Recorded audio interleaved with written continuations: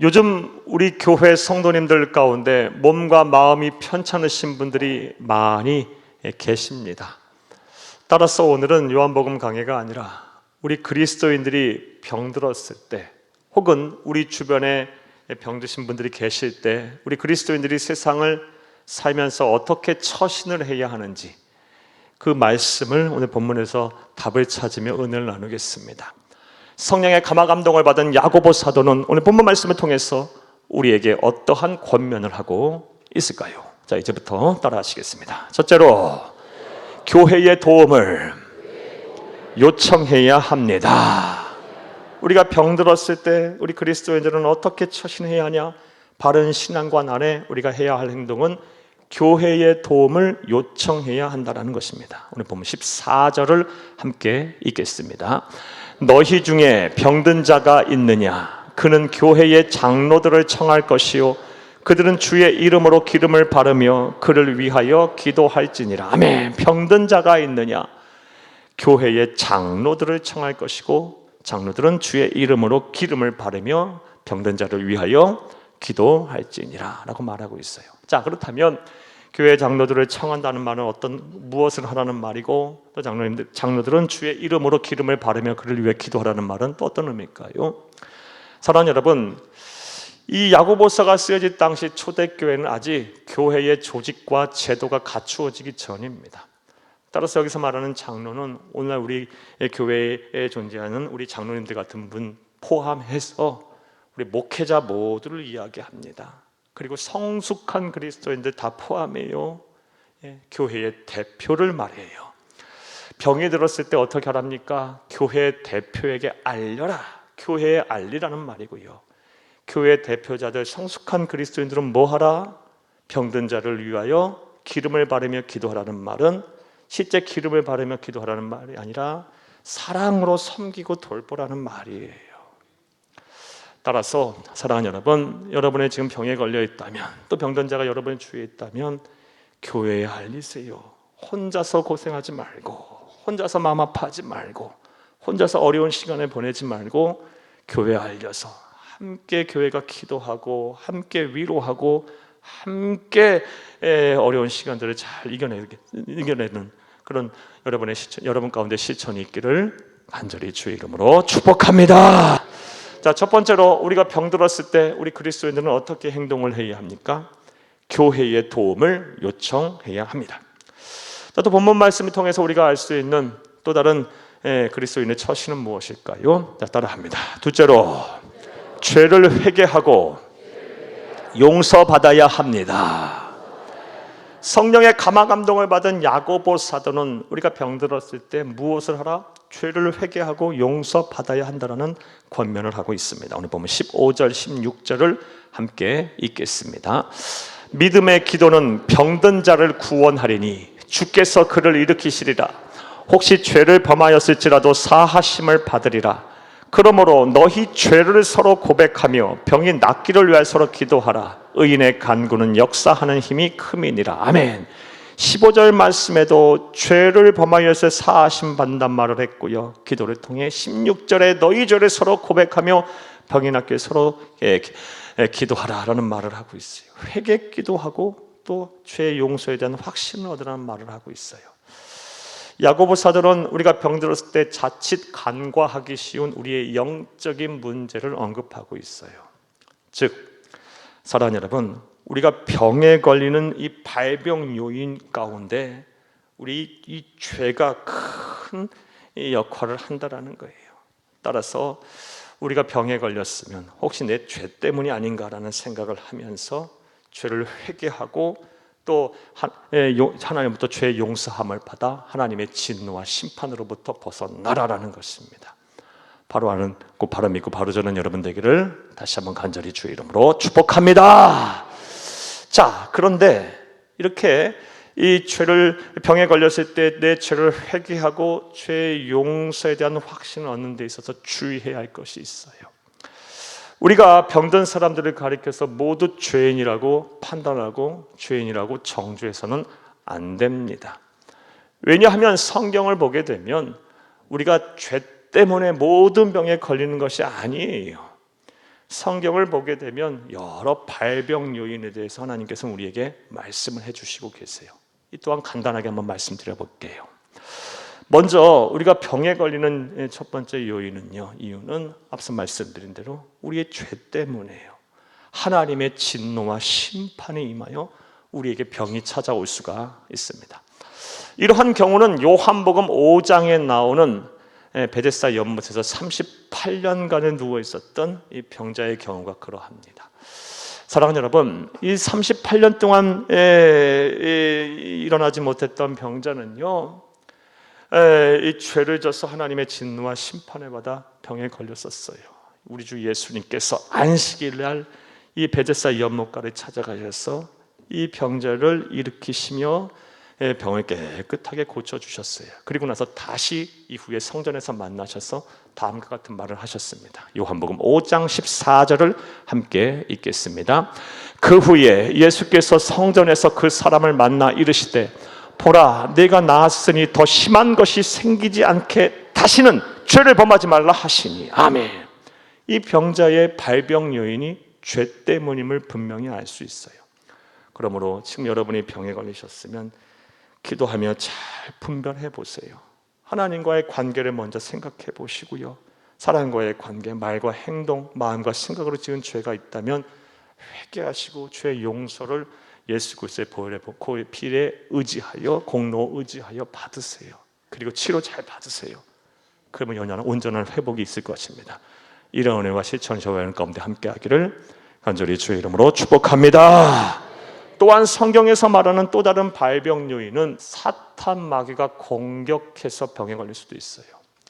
이러한 경우는 누가복음 8장 말씀에 나오는 거라사 지방에 귀신 들려서 무덤 사이를 방배회하던 한 미친 남자가 그런 경우예요.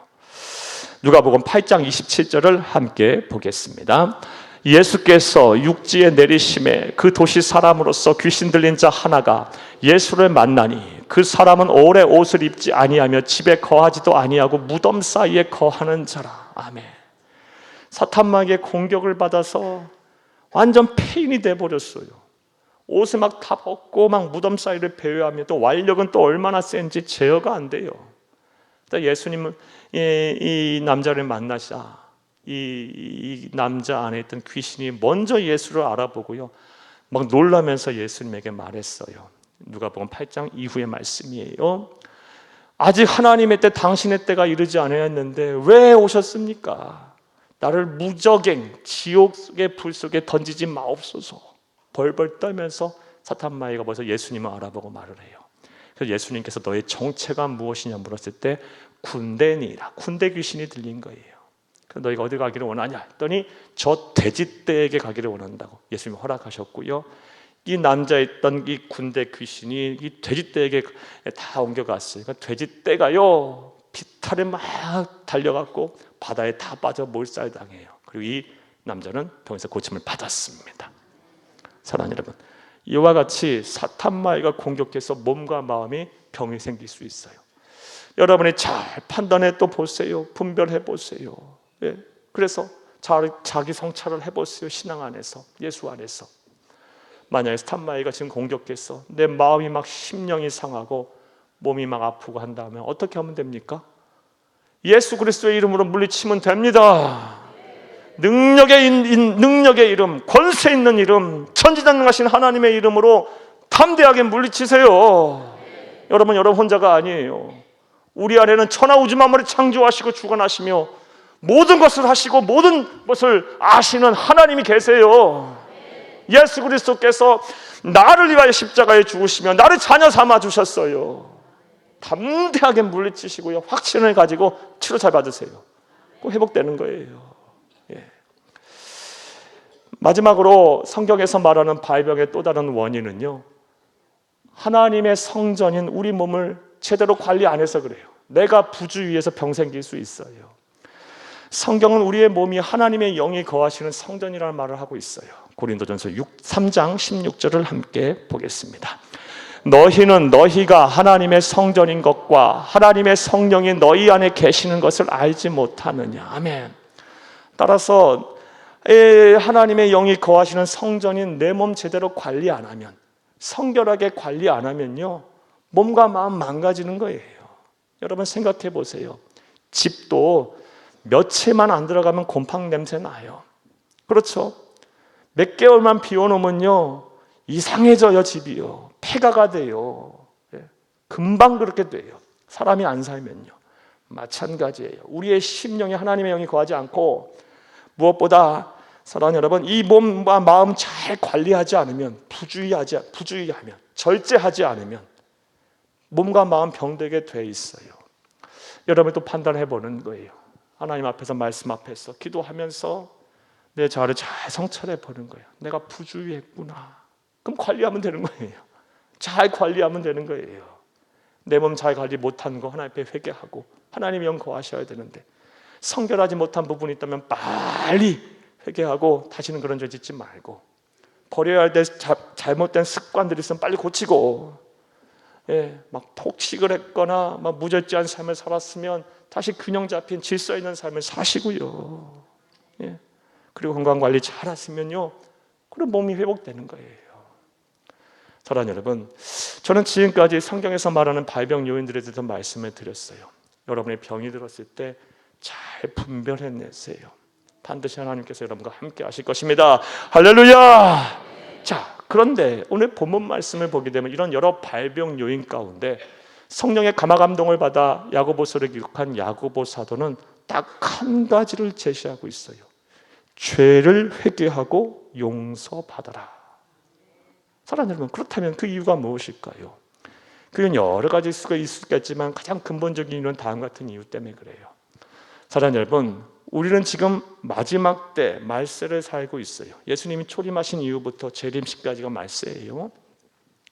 근데 이 마지막 때에 어떤 일들이 일어나게 되냐? 세상이 악해져요.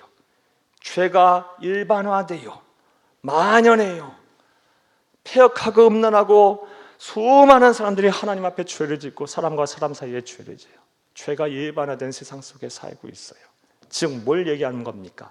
마지막 때에 사람들이 병이 드는 가장 많은 이유 중에 하나가 뭐다? 죄 때문이라는 거예요. 여러 발병 요인이 있지만, 그래서 병 들었을 때 혹은 주변에 병든 사람이 있을 때 뭐부터 점검해라? 하나님과 너희 사이에 막힌 담이 있냐? 죄 때문이냐? 또 너희가 너희 사람과 사람 사이에 죄를 지었느냐? 이 문제부터 점검하라는 말씀이에요. 사랑하는 여러분, 여러분이 병드셨습니까? 혹은 여러분 주변에 병든 자들이 있으십니까? 그러면 여러분 이 문제부터 먼저 짚고 넘어가세요. 여러분이 지은 죄가 있다면 예수 그리스도의 보혈의 피의 공로를 의지하여 철저하게 회개하세요. 그리고 하나님과의 관계를 회복하세요. 다시금 하나님 앞에 의인으로 거듭나세요. 그리고 치료 잘 받으시면 하나님께서 반드시 저와 여러분을 회복시키실 것입니다.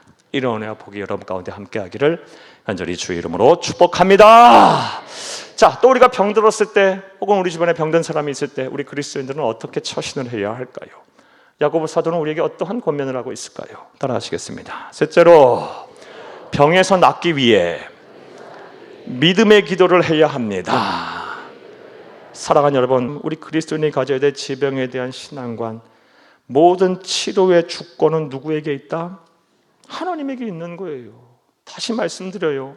아무리 탁월한 의료기술을 가진 의사가 치료를 하고 대단한 신약을 개발하여 그 약을 먹는다 할지라도 하나님께서 안 된다 그러면 안 되는 거예요. 여러분, 누가 우리의 인간의 수명을 1년 1초라도 1분 1초라도 연장시킬 수 있겠습니까?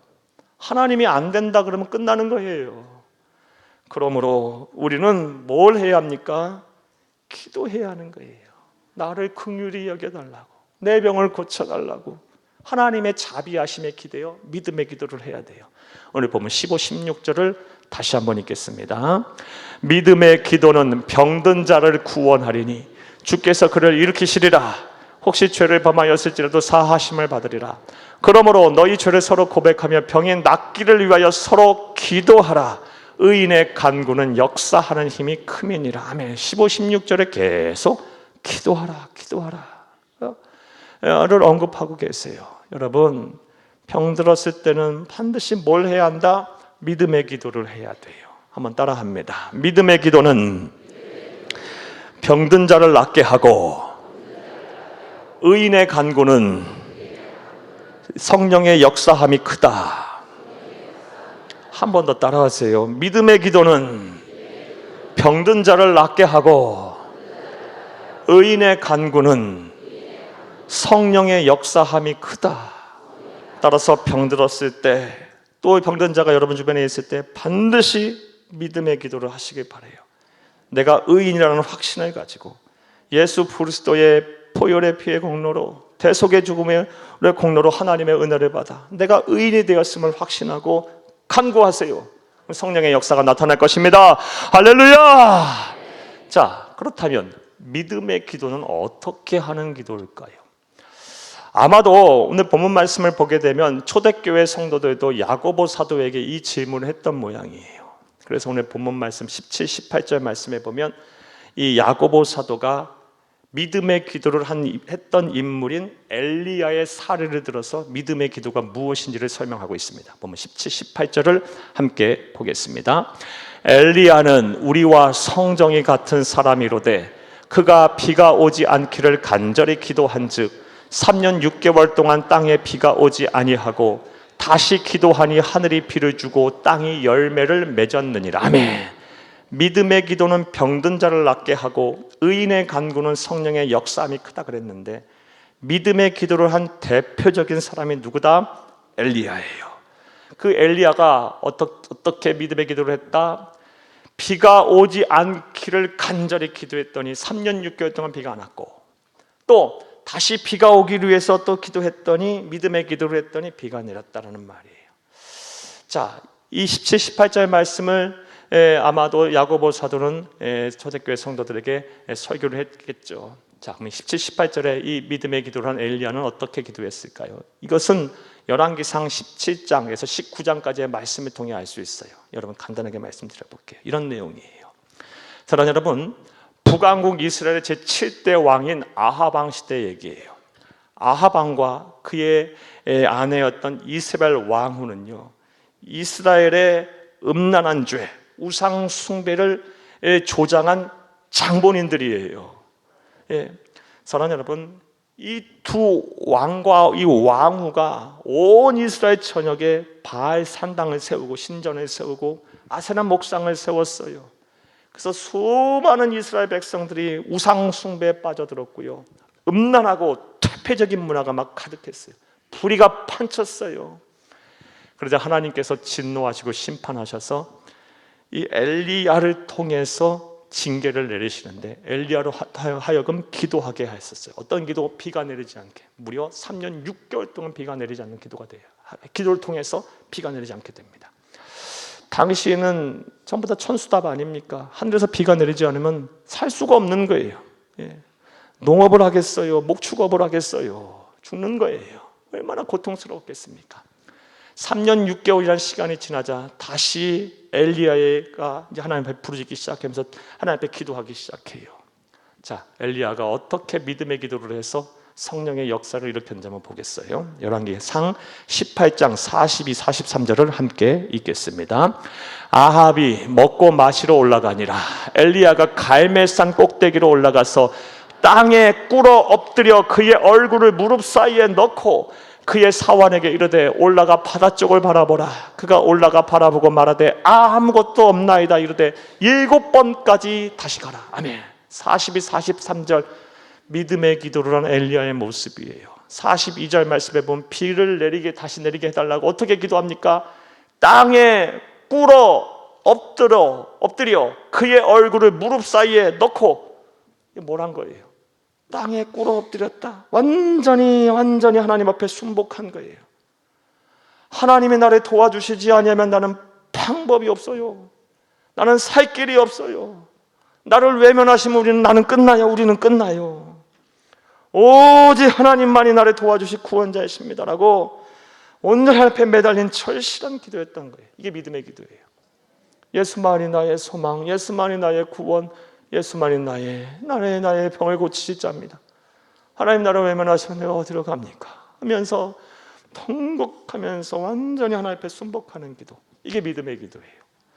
또 43절 말씀에 보면 그렇게 기도하면서 무려 7번을 확인합니다.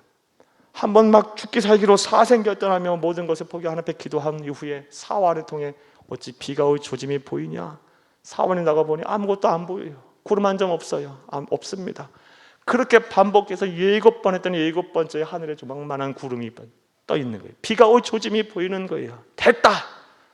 자, 믿음의 기도는 어떤 기도입니까? 비가 올 때까지 한 기도. 다시 말해 병에서 날 때까지 하는 기도가 바로 믿음의 기도인 거예요. 예. 오늘날 다시 말씀드리지만 병들었을 때 기도하지 않는 성도가 어디 있습니까? 다 기도합니다. 그런데 목사로 살면서 제일 안타까운 거는요, 기도하다가 얼마 기도하다가 말아요. 체념해버려요. 처음에는요, 하나님이요, 좀 도와주세요. 내 병을 좀 낫게 해주세요. 그러다가 이 절실함의 강도가 점점 사그라들어 버려요. 어느 순간부터는요, 기도하지 않아요. 기도하지 않는 정도가 아니고요, 이제는 불신을 해요. 예, 오히려 막 영적 침체에 빠지는 정도가 얼마나 많은지 몰라요. 믿음의 기도가 아니에요. 믿음의 기도는 병에서 날 때까지 하는 기도예요. 사랑하는 여러분, 왜 우리 가운데 성령의 역사가 안 나타나느냐? 하나님은 포기하지 않는데 내가 포기해서 그래요. 여러분, 믿음의 기도가 아니기 때문에 그래요. 하나님의 마음에 들게 기도를 해야지 병에서 낫죠. 예, 성령의 역사가 나타나죠. 사랑하는 여러분, 다시 한번 부탁드려요. 믿음의 기도를 하시기를 바라요. 여러분의 병 들었습니까? 혹은 병든 자가 여러분 주변에 있으십니까?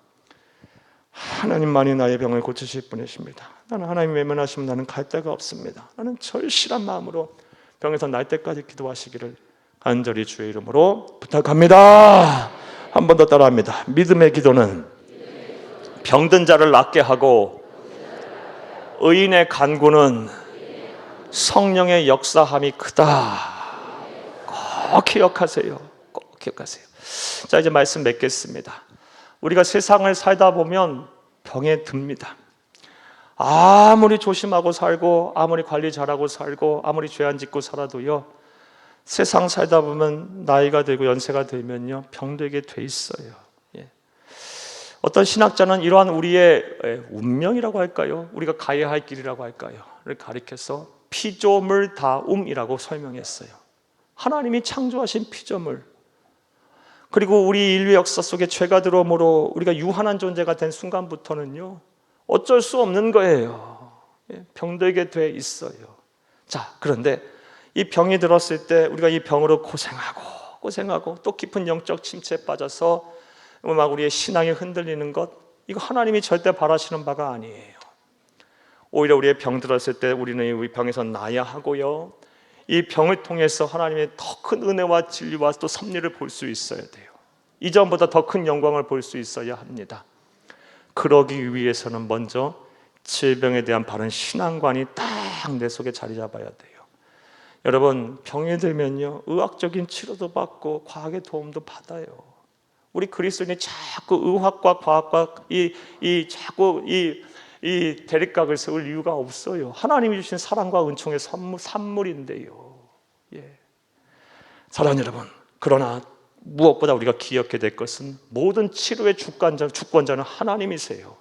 생명의 주인이 하나님이시니까요. 죽음도 하나님이 허락하시는 거니까요. 따라서 오늘 본문 말씀에 근거해서 치료의 주권자이신 하나님에 기대어, 그 자비하심에 기대어 교회의 도움도 요청하고 또 죄를 회개하고 용서받기 위해서 노력해야 하며 병에서 낫기 위해 믿음의 기도를 해야 합니다. 부디 이런 노력과 실천을 통해서 여러분의 병에서 다 낫고 또 여러분 하나님의 나라 가는 그날까지 건강한 몸과 마음으로 하나님이 주신 사명 잘 감당하며 하늘 행복, 하늘 은혜를 풍성하게 누리며 사시는 축복받는 성도가, 축복된 성도가 다 되시기를 간절히 주의 이름으로 축복합니다. 축복합니다. 축복합니다.